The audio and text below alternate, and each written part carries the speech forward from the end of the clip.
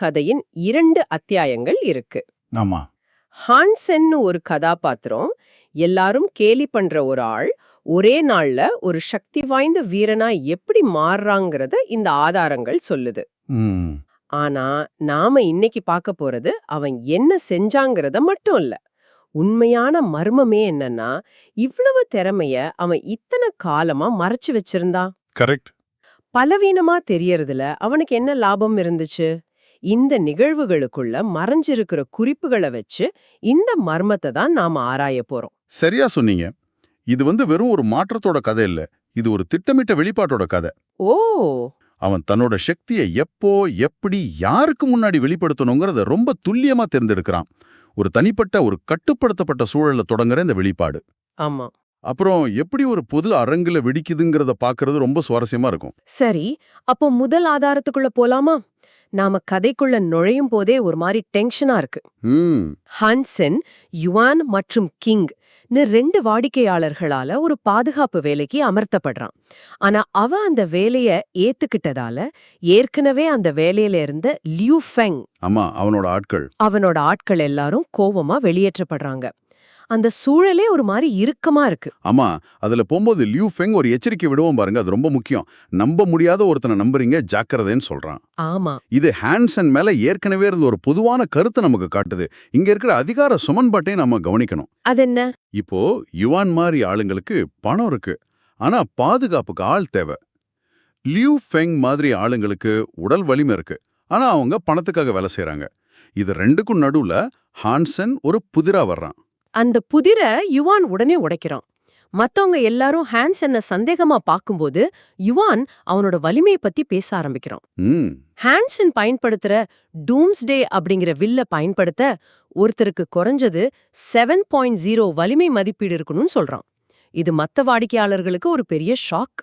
இருங்க, அந்த அதிர்ச்சிக்கு ஒரு முக்கியமான காரணம் இருக்கு. அவங்க ஹான்சனை ஆஸ் ஃப்ரீங்கிற ஒரு பட்டப்பெயர்ல மட்டும்தான் அறிஞ்சிருக்காங்க. ஆமா, அந்த பெயர். அந்த பெயர் அவனுடைய கடந்த காலத்தையும் அவன் எவ்வளவு தாழ்வா மதிக்கப்பட்டாங்கிறதையும் காட்டுது. அந்த பெயர் ஏன் வந்துச்சுன்னு இந்த ஆதாரங்கள் நேரடியா சொல்லல. ஆனா அது அவமானத்தையும் பலவீனத்தையும் குறிக்குதுன்னு நல்லா தெரியுது. அப்படிப்பட்ட ஒருத்தனுக்கு 7.0 வலிமைங்கிறது அது நம்பவே முடியாத விஷயம். யுவான் அதோட நிறுத்தல. நான் அவனை பயிற்சி செய்யறத பார்த்தேன். அவன் பல அம்புகளை சாதாரணமா எய்தான். அவனோட வலிமை நிச்சயம் 8.0 தாண்டி இருக்கும்னு அடிச்சு சொல்றான். இந்த ஃபாஸ்ட் காட் சாங்சுவரி உலகத்துல 8.0ங்கிறது சாதாரண விஷயம் இல்லையே. சாதாரண விஷயமே இல்ல. இந்த வலிமை மதிப்பீடுகளை நாம சும்மா 7, 8ன்னு பார்க்க கூடாது. இதை இப்படி யோசிச்சு பாருங்களேன். சொல்லுங்க. இது 2 நல்ல விளையாட்டு வீரர்களை ஒப்பிடுற மாதிரி இல்ல. இது ஒரு தேசிய அளவுல இருக்கிற சாம்பியனையும் ஒரு உலக சாதனையாளரையும் ஒப்பிடுற மாதிரி. அந்த எண்களுக்கு நடுவுல இருக்கிற சக்தியோட இடைவெளி ரொம்ப அதிகம். ஓ, அப்போ 8.0 வலிமைனா 8.0 வலிமைங்கிறது அவனை அந்த இடத்துல இருக்கிற மிகச்சில சக்தி வாய்ந்த நபர்கள்ல ஒருத்தனா மாத்துது.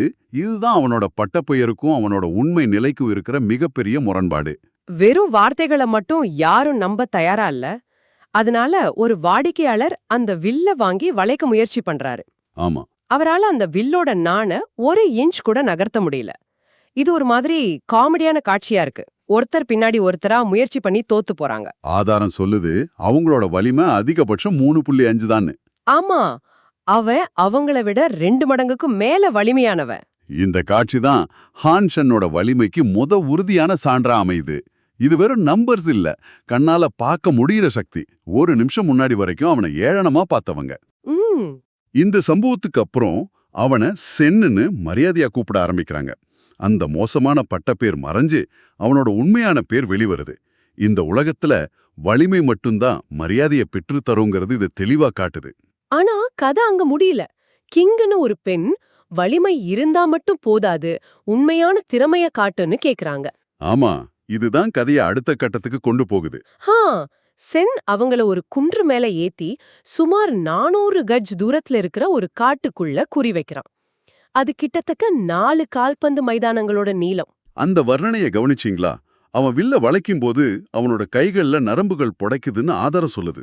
ஆமா, அது அவனோட முழு சக்தியும் பயன்படுத்துறத காட்டுது. அம்பு கண்ணிமைக்கிற நேரத்துல மறைஞ்சு போயிடுது.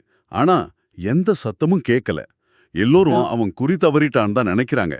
என் எண்ணமும் அதுவா தான் இருக்கும்.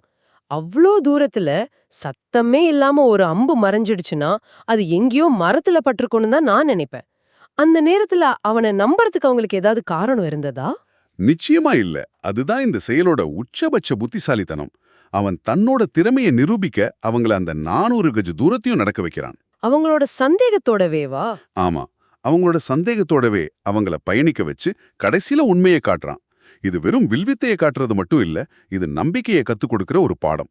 அவங்க காட்டுக்குள்ள போய் பார்க்கும்போது ஒரு புள்ளிமான் தலையில அம்போட ஒரு மரத்துல அறையப்பட்டு கிடக்குது. அந்த அம்பு அதோட நரம்பு மண்டலத்தை துல்லியமா தாக்கியிருக்கு.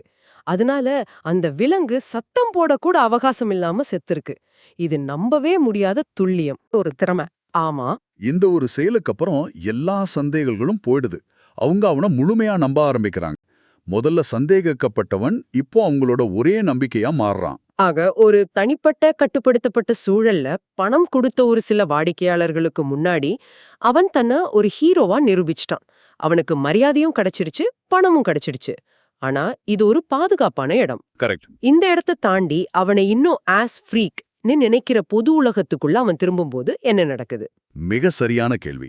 பணத்துக்காக கிடைக்கிற மரியாதை ஒரு தற்காலிகமானது. உண்மையான சோதனைங்கிறது அவனோட பழைய அவப்பெயர் இன்னும் உயிர்ப்போட இருக்கிற பொது அரங்குல தான் இருக்கு. நம்மளோட அடுத்த ஆதாரம் நம்மள அந்த மோதலுக்குள்ள தான் நேரடியா கொண்டு போகுது.